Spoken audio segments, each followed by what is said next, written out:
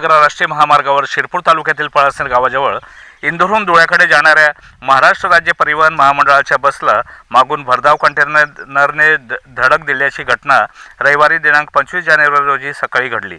या अपघातात कोणतीही जीवितहानी अथवा कोणीही जखमी न झाल्याने सुदैवाने मोठी दुर्घटना टळली। मिळालेल्या प्राथमिक माहितीनुसार MH18 BZ 1214 क्रमांकाची ST बस मुंबई-आग्रा महामार्गाने धुळ्याकडे मार्गस्थ असताना पळासनेरजवळ जयपूरहून राजनगावाकडे जाणाऱ्या HR 30 AB 8748 क्रमांकाच्या कंटेनरचे अचानक ब्रेक फेल झाले।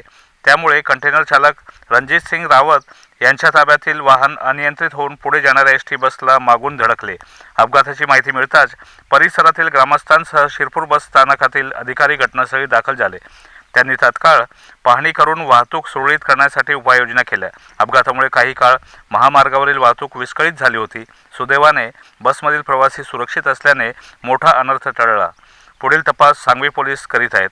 पळासनेरहून संपादक निलेश कुमार दुबे, सत्य न्यूज।